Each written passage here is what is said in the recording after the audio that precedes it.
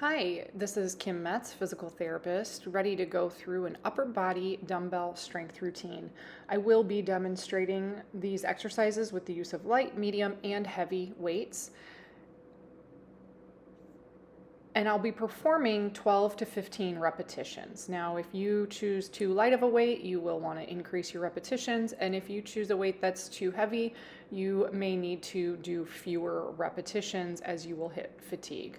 First move we're starting with is a chest press. I do have a bench here with a padded mat on it to do my chest press, but you certainly can do these lying on the floor as well. I have a medium to heavy weight here. Engage the core, stabilize the back. Make sure those weights are coming down over the chest. It's a chest press. We don't want those weights up over your face, your chin, even the top part of your sternum. We want them coming right about nipple height and pushing up to the ceiling.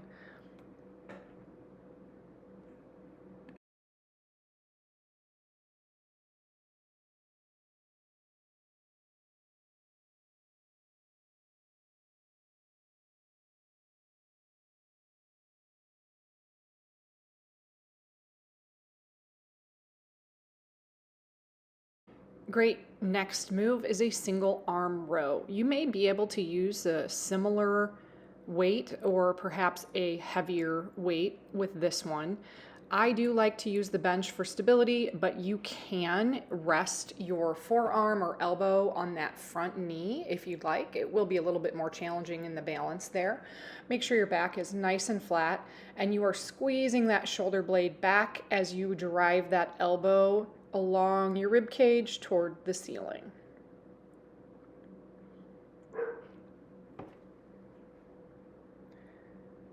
After 12 to 15 repetitions on this side, we will switch sides, do the exact same thing on the other side.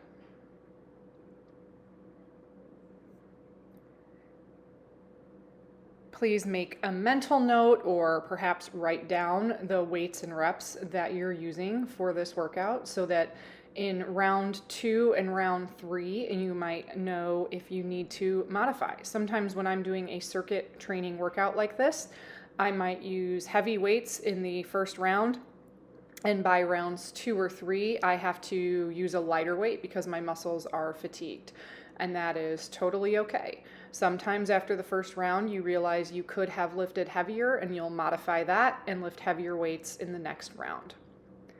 The next move is going to be an overhead shoulder press.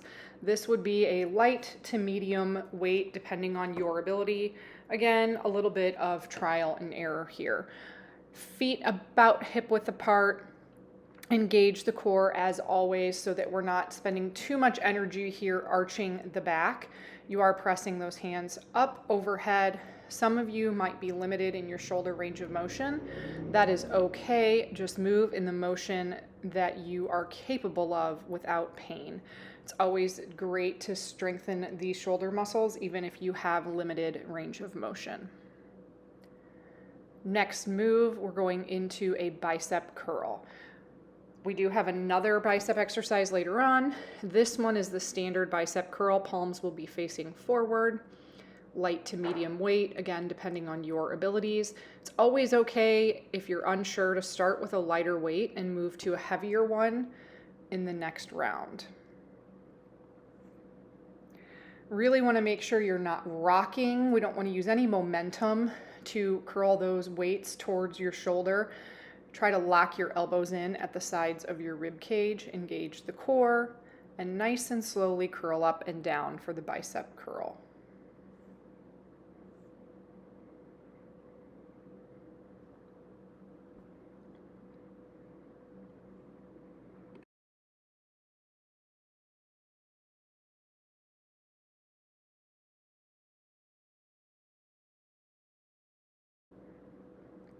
Next move, we're going to work the opposing muscle, which is the triceps. So this is a bent over triceps extension, or a tricep kickback is what it's called. Really start first by making sure your knees, hips, and back are in a nice alignment. You'll row those elbows back and then keep the upper part of your arm stabilized as the hands extend. working the muscle on the back side of the arm for this one. Again, 12 to 15 repetitions. If you haven't worked your triceps a lot, you may need to start with light weights for this, and that is totally okay. We typically are capable of lifting heavier with our biceps than we are with our triceps.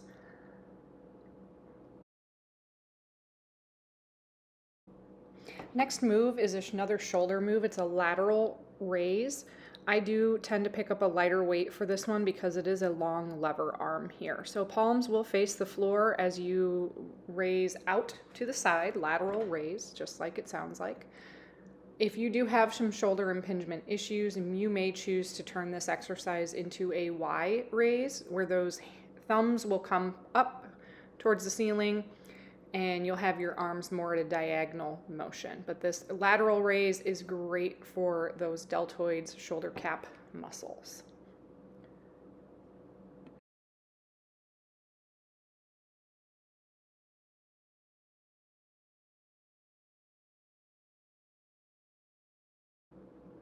Next, we're back to this bench. We are going to be doing a chest fly. And as before with the chest press, you can do these on the floor if you don't have a bench. So with this one, it is a long lever arm. So you will more likely be able to lift much more with a chest press than you can with a chest fly. Engage the core, stabilizing the spine, and those hands fly out to the side, palms will face the ceiling, and as you squeeze together over your chest height, the palms will face each other. Nice and slow on the way out, and then strong on the way up.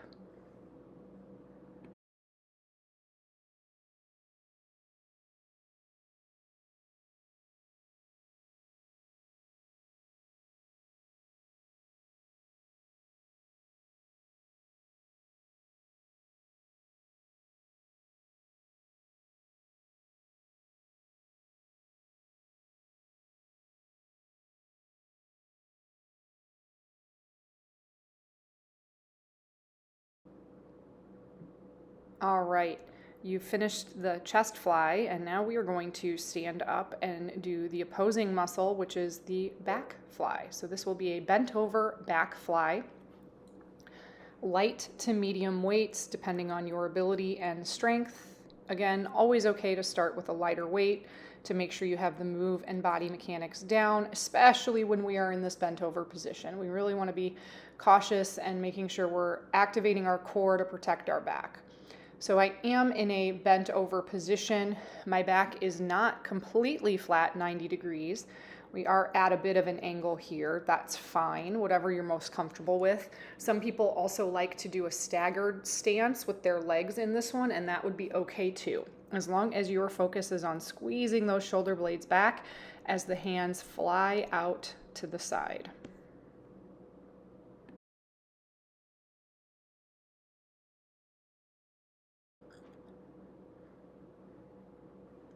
As promised, we have another bicep exercise. So this one is a hammer curl.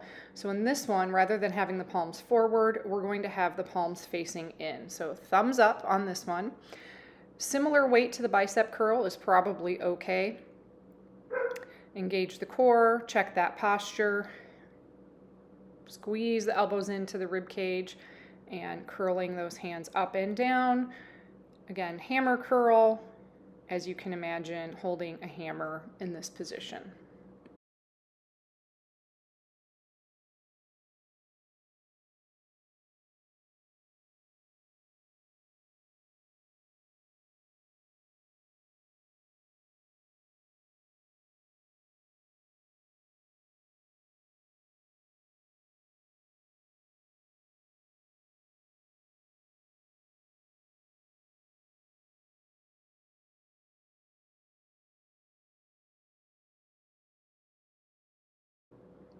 Final move, we are using the bench again. You can use a chair or a stable ottoman or couch for the tricep dip. So if you don't have access to something like this, you can go back to the tricep kickback that we did earlier.